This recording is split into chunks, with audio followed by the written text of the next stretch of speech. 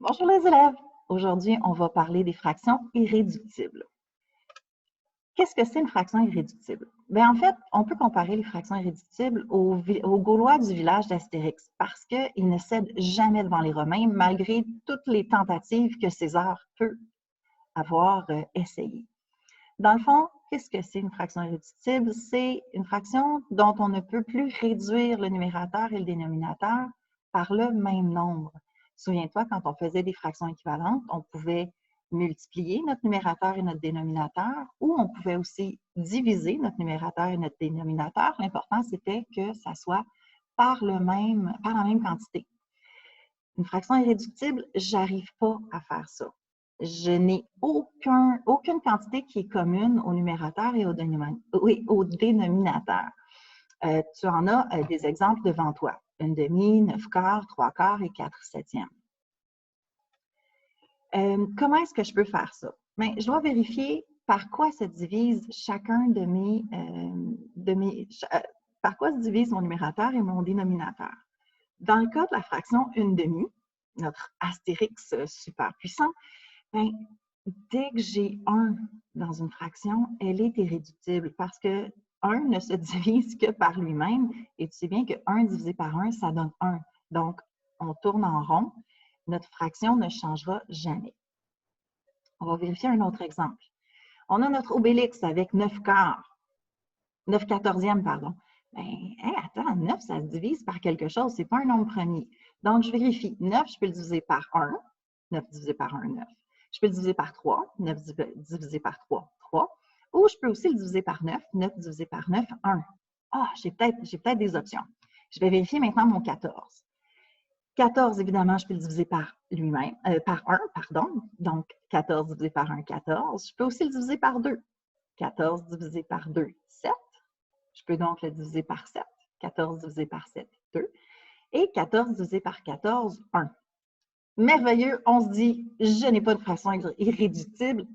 Comment je m'y prends? Malheureusement, ce n'est pas le cas. Parce que je n'ai aucune quantité qui est commune au numérateur et au dénominateur. Et tu sais que si on fait une transformation, elle se doit d'être la même pour les deux. Donc, 9/14 est une fraction irréductible. Des fois, quand on a des fractions, ça peut être difficile de se dire « est-ce que ça se divise par 9? Est-ce que ça se divise par 8? » Cette année, souviens-toi, on a travaillé les nombres premiers quand on a fait nos arbres de facteurs. Tous les nombres sont composés de nombres premiers. Si je pense à 4, 2 fois 2, 4. 2 est un nombre premier. Donc, ça peut être une stratégie de commencer par diminuer les nombres de nos fractions en utilisant ces nombres premiers-là. Donc, 3 façons de t'aider un peu là-dedans. D'abord, je vérifie si mon dénominateur et mon numérateur sont pairs. Dès que ce sont deux nombres pairs, je peux automatiquement le diviser par 2. Donc, boum, tu viens de réduire ta fraction. Ensuite de ça, je vérifie si mon numérateur et mon dénominateur se terminent par 0 ou 5. À moins que ça soit 0 tout seul, là. Mais si c'est 10, 20, 30, ou si 25, 35, 45, à ce moment-là, je suis certaine que ça se divise par 5. Et ensuite de ça, tu peux y aller avec les nombres premiers. Disons, là, les 5, 6, 7 premiers nombres, là, tu devrais être capable de toucher une bonne quantité de fractions. Donc, 2, 3, 5, 7, 11, 13, 17, 19, là, quand on commence par ça, on en a déjà pas mal de réglés. Donc, si chacune de ces caractéristiques-là fonctionne pour le numérateur et le dénominateur, voilà, tu vas pouvoir réduire ta fraction.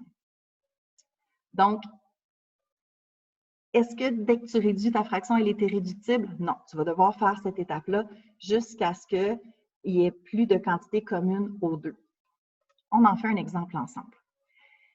Si je prends 24/35e, bien, 24/35e, j'y vais. 24, est-ce que c'est un nombre pair? Oui. Ah, OK, je sais qu'il se divise par 2. Est-ce que ça se termine par 0 ou 5? Non. J'ai évidemment mon 2 qui est ici. Est-ce que ça se divise par 3? Bien, 3 fois 8 me donne 24. Donc, je mets mon oui là-dessus. Ça ne se divise pas par 5. 7. 3 fois 7, 21, 4 fois 7, 28, ça veut dire que ça ne fonctionne pas. Même chose pour 11. 1 fois 11, 11. 2 fois 11, 22. 3 fois 11, 33. Je ne tombe pas sur mon 24. 13, 2 fois 13, 26. Donc, ça ne fonctionne pas. 17, 2 fois 17, 34. Et 19, 2 fois 19, 38. Donc, ça ne fonctionne pas pour ça. Je fais les mêmes étapes pour mon dénominateur. Est-ce que c'est un nombre pair, 35? Non, les nombres pairs se terminent par 0, 2, 4, 6 ou 8. Ensuite, j'y vais. Est-ce que ça se termine par 0 ou 5? Eh oui, 5. Bon, 35. Est-ce que ça se termine par 2? Non. Par 3. Je vérifie. Mais je sais que 3 fois 10 me donne 30. 3 fois 11, 33. 3 fois 12, 36, ça ne fonctionne pas. Par 5, on l'a déjà découvert, mais c'est 5 fois 7. Donc oui, ça se divise par 5. Évidemment, ça va se diviser par 7 aussi.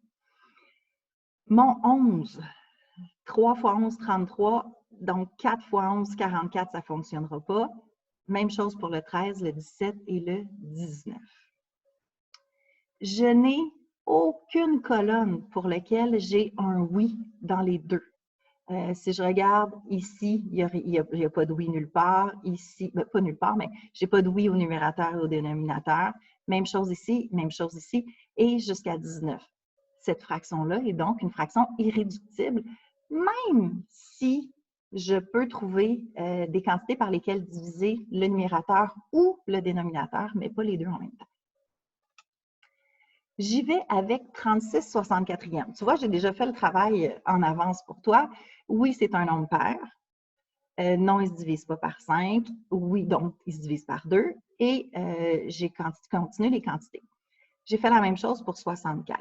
Ce que je peux remarquer, c'est que j'ai deux colonnes pour lesquelles j'ai un oui et pour le dénominateur et pour le numérateur. C'est donc la colonne du pair ou la colonne qui se divise par 2 parce que dans le fond, c'est la même chose. Donc, j'y vais. 36 divisé par 2 égale 18. 64 divisé par 2 égale 32. Ouais, j'ai une fraction irréductible! Est-ce que je suis certaine? Non, il va falloir que j'aille vérifier.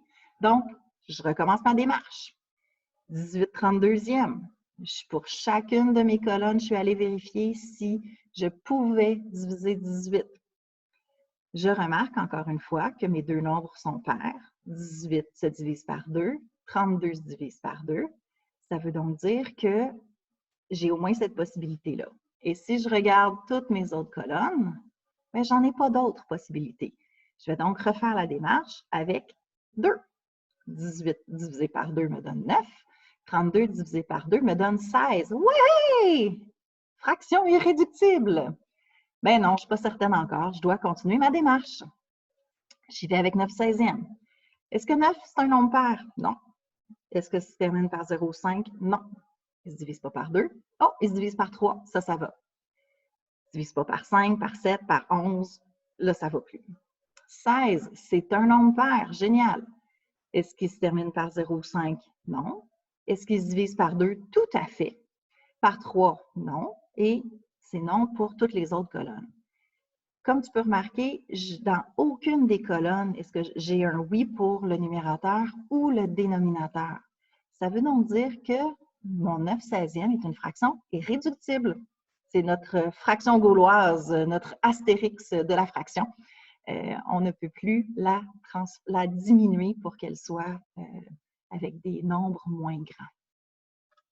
Alors, sur ce, je te souhaite une bonne pratique. Essaie de faire des fractions gauloises, des fractions irréductibles, puis on s'en reparle une prochaine fois.